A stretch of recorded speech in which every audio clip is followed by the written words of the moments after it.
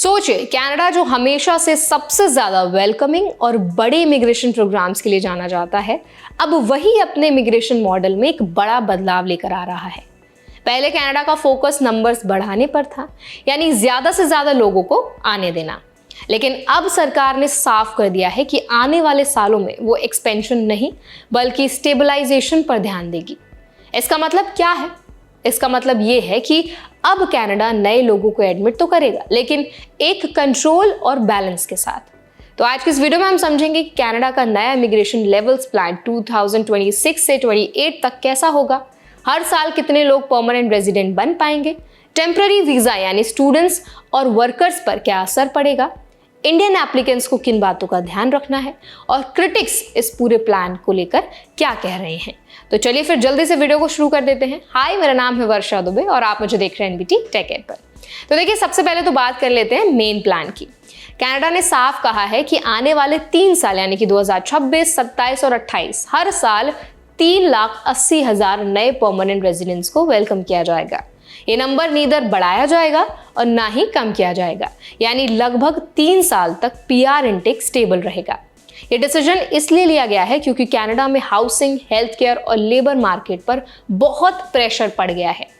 Government कह रही है कि पहले से बड़े पैमाने पर इमिग्रेशन हो रहा था, उससे घरों की कमी, रेंट्स का बढ़ना और इसेंशियल सर्विसेज पर लोड बढ़ गया है। इसीलिए अब वो हर चीज को बैलेंस करना चाहते हैं। आप देखते हैं कि 3,80,000 पीआर किस कैटेगरी में जाएंगे। तो 2026 में लगभग 2,39,800 जो लोग हैं वो इकोनॉमिक क्लासेस के थ्रू आएंगे, यानी skilled workers, express entry candidates, provincial nominee program etcetera. 84,000 family sponsorship के अंडर आएंगे, यानी स्पाउस, पेरेंट्स, डिपेंडेंट्स। और लगभग 56,200 लोग रेफ्यूजी और ह्यूमैनिटेरियन कैटेगरीज के थ्रू आएंगे। 2027 और 28 में भी ये पैटर्न रहेगा, बस इकोनॉमिक क्लास की सीट्स थोड़ी बढ़ जाएंगी। ये इंटरेस्टिंग पॉइंट ये है कि फ्रेंच स्पीकिंग इमिग्रेंट्स यानी फ्रेंच बोलने वालों का इंटेक धीरे धीरे बढ़ाया जाएगा, खासकर क्यूबेक के बाहर। 2026 में 9% और 2028 तक 10.5% तक पहुंचाया जाएगा। ये स्टेप इसलिए है क्योंकि Canada specially non Quebec regions French language को स्ट्रेंथन करना चाहते हैं। अब टेम्पररी रेजिडेंट्स की बात करें, यानी स्टूडेंट्स और वर्कर्स, ये वो हिस्सा है जहां बहुत बड़ा बदलाव आ रहा है। कनाडा ने साफ कहा है कि टेम्पररी वीजास को धीरे धीरे कम किया जाएगा। 2026 में करीब 3,85,000 टेम्पररी रेजिडेंट्स की जगह होगी, जिसमें से 2,30,000 वर्कर्स होंगे और 1,55,000 स्टूडेंट्स। 2027 में नंबर और कम होकर 3,70,000 हो जाएगा और यही 2028 में भी रिपीट होगा।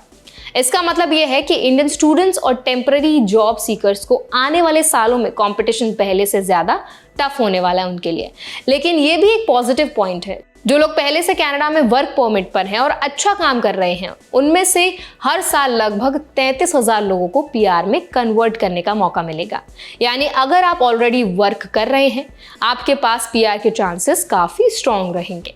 अब सवाल आता है, कनाडा ये सब कर क्यों रहा है? तो सरकार कह रही है कि वो ऐसे लोगों को लाना चाहती है जो इकोनॉमी को तुरंत सपोर्ट कर सकें, जैसे health care workers, construction workers और टेक्नोलॉजी प्रोफेशनल्स।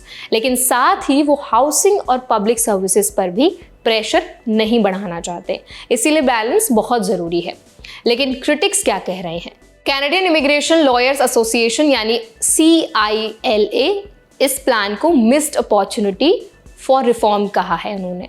उनका कहना है कि सिस्टम पहले से ही स्लो और कॉम्प्लिकेटेड है, बैकलॉग बहुत बड़ा है और वेट टाइम्स कई प्रोग्राम्स में 10 साल तक पहुंच चुका है। इसके बावजूद गवर्नमेंट ने कोई स्ट्रॉन्ग रिफॉर्म नहीं किया, बल्कि सिर्फ नंबर्स एडजस्ट किए हैं। क्रिटिक्स का कहना है कि इससे ट्रांसपेरेंसी और ट्रस्ट दोनों को नुकसान पहुंच सकता है। अब बात करते हैं इंडियंस के लिए इससे क्या सीख मिलती है और उनको किन बातों का ध्यान रखना है। अगर आप कनाडा आने की सोच रहे हैं, चाहे पीआर रूट हो, स्टडी परमिट हो या वर्क परमिट, तो आपको अब बहुत स्ट्रेटेजिक प्लानिंग की ज़रूरत है। हर चीज़ फास्ट, इजी या गारंटीड नहीं होगी। अगर आप स्टूडेंट बनकर आ रहे हैं तो सिर्फ एडमिशन और वीज़ा पर डिपेंड ना रहें, फ्यूचर पीआर पाथ को भी पहले से ही समझ लें। अगर आप वर्कर हैं तो आपका कैनेडियन वर्क एक्सपीरियंस बहुत वैल्यूबल है, उसे स्ट्रॉन्ग बनाइए, नेटवर्किंग कीजिए और पीआर पाथवेज को ध्यान से फॉलो कीजिए। तो आई होप ये वीडियो में आपको अच्छे से समझ आ गया होगा कि एज ऑफ नाउ कनाडा का क्या इमिग्रेशन प्लान है आने वाले सालों के लिए, 2026, 27 और 28 के लिए। अगर इस पूरे मुद्दे पर आपका भी कोई ओपिनियन है, आप कोई राय रखते हैं, तो हमें ज़रूर बताइए कमेंट सेक्शन में। ऐसे और भी अपडेट्स के लिए, इन्फॉर्मेशन के लिए और वीडियोज़ के लिए हमारे चैनल NBT Tech 8 को भी ज़रूर सब्सक्राइब करें।